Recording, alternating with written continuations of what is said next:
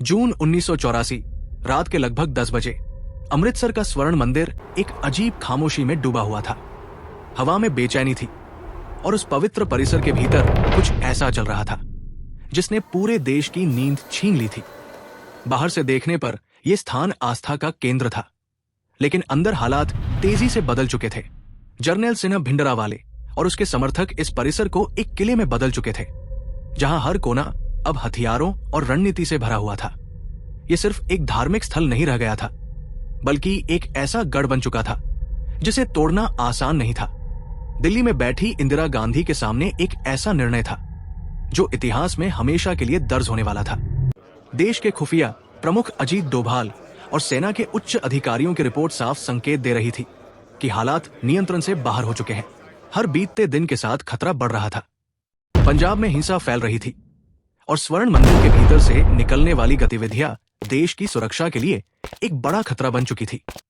यह फैसला अब सिर्फ एक ऑपरेशन नहीं था, बल्कि एक ऐसा कदम था जो पूरे भारत को प्रभावित करने वाला था। जून 1984 आधी रात के बाद भारतीय सेना ने स्वर्ण मंदिर को चारों ओर से घेर लिया।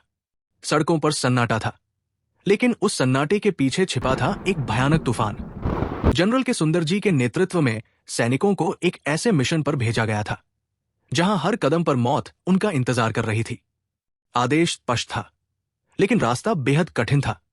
यह लड़ाई किसी खुले मैदान में नहीं होने वाली थी, बल्कि एक ऐसे पवित्र स्थल के भीतर जहां हर गोली का असर सिर्फ दीवारों पर नहीं, बल्कि करोड़ों लोगों की आस्था पर पड़ने वाला था। जैसे ही ऑपरेशन शुरू हुआ, गोलियों की आवाज ने उस खामोशी को चीर दिया। मंदिर के भीतर छिपे हथियारबंद लोगों ने जोरदार प्रतिरोध किया। हर कोने से गोलियां चल रही थी और सेना के जवानों को आगे बढ़ने के लिए हर कदम पर संघर्ष करना पड़ रहा था।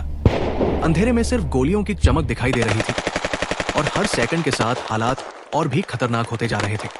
ये एक ऐसी लड़ाई थी जहां दुश्मन दिखाई नहीं दे रहा था, लेकिन हर दिशा से हमला कर रहा था।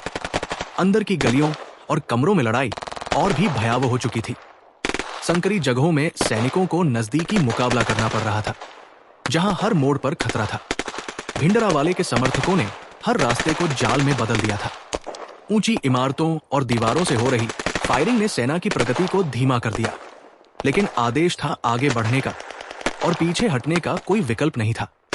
हर सैनिक जानता था कि यह मिशन सिर्फ एक ऑपरेशन नहीं, बल्कि देश की सुरक्षा का सवाल था। समय बीतता गया और लड़ाई और भी तीव्र होती चली गई। सेना को भारी नुकसान झेलना पड़ा, लेकिन उन्होंने अपनी रणनीति में बदलाव किया।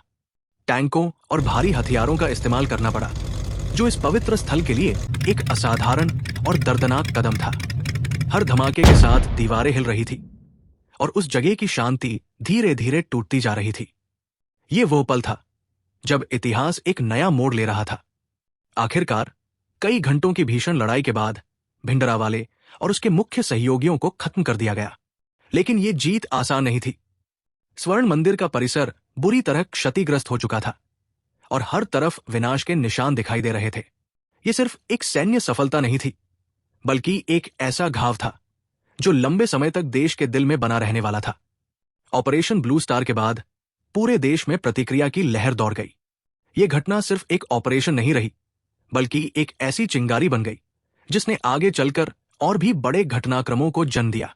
31 अक्टूबर 1984 सुबह नई दिल्ली का सफदरजंग रोड एक सामान्य दिन की तरह जाग रहा था, लेकिन उस सुबह की हवा में एक अनदेखा तूफान छिपा हुआ था। इंदिरा गांधी अपने आवास के बगीचे से गुजर रही थी। हर कदम के साथ वो एक ऐसे भविष्य की ओर बढ़ रही थी जिसे वो खुद भी नहीं देख सकती थी। ऑपरेशन ब्लू स्टार के बाद से देश में तनाव गहराता जा रहा था और उसके प्रभाव अब केवल सीमित क्षेत्रों तक नहीं रह गए थे। ये एक ऐसी चिंगारी बन चुकी थी जिसने पूरे राष्ट्र को अपनी गिरफ्त में लेना शुरू कर दिया था। उसी समय उनके अपने सुरक्षा घेरे के भीतर खड़े दो सशस्त्र जवान सतवंत सिन्हा और बेअंत सिन्हा एक खामोश निर्णय ले चुके थे।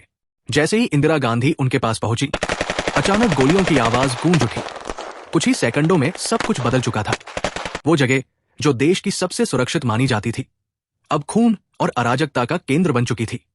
यह हमला सिर्फ एक व्यक्ति पर नहीं था, बल्कि उस निर्णय के खिलाफ था जिसने कुछ महीनों पहले अमृतसर में इतिहास को बदल दिया था। इंदिरा गांधी को तुरंत अस्पताल ले जाया गया, लेकिन तब तक बहुत देर हो चुकी थी। उनकी मृत्यु की खबर फैलते ही पूरे देश में सन्नाटा छा गया। लेकिन ये सन्नाटा ज्यादा देर तक नहीं टिक सका। कुछ ही घंटों के भीतर ये खबर एक भयावह रूप लेने लगी। दिल्ली की सड़कों पर गुस्सा फूट पड़ा और वो गुस्सा जल्द ही हिंसा में बदल गया। भीड़ ने अपने ही नागरिकों को निशाना बनाना शुरू कर दिया और देखते ही देखते शहर एक युद्ध क्षेत्र में बदल गया। अगले कुछ दिनों तक देश की राजधानी जलती रही। निर्दोष लोगों को उनके घरों से खींचकर बाहर निकाला गया और सड़कों पर खुलेआम अत्याचार हुए। ये वो समय था जब कानून और व्यवस्था जैसे शब्द केवल किताबों तक सीमित रह गए थे। पुलिस और प्रशासन की निष्क्रियता ने हालात को और भी भयावह बना दिया। हर गली, हर मोहल्ला एक नई त्रासदी की कहानी बन गया। इस हिंसा की आग केवल दिल्ली तक सीमित नहीं रही, देश के कई हिस्सों में इसका असर दिखाई देने लगा। यह सिर्फ एक प्रतिक्रिया नहीं थी, बल्कि एक ऐसा विस्फोट था जो लंबे समय से दबे हुए तनाव का परिणाम था। ऑपरेशन ब्लू स्टार ने जो दरार पैदा की थी, वो अब एक गहरे घाव में बदल चुकी थी, जिसे भरना आसान नहीं था। इस पूरे घटनाक्रम ने भारत की राजनीति और समाज दोनों को गहराई से प्रभावित किया। नए प्रधानमंत्री के रूप में राजीव गांधी ने पद संभाला, लेकिन उनके सामने चुनौतियों का पहाड़ खड़ा था। देश को एक बार फिर से स्थिरता की ओर ले जाना आसान नहीं था। हर निर्णय, हर कदम अब पहले से कहीं ज्यादा महत्वपूर्ण हो चुका था। ऑपरेशन ब्लू स्टार और उसके बाद की घटनाएं आज भी एक चेतावनी के रूप में देखी जाती है। ये हमें ये सिखाती है कि किसी भी निर्णय के दूरगामी परिणाम हो सकते हैं और कभी कभी वे परिणाम हमारे नियंत्रण से बाहर हो जाते हैं। ये कहानी केवल अतीत की नहीं है, बल्कि एक ऐसी सीख है जो हर पीढ़ी को समझनी चाहिए।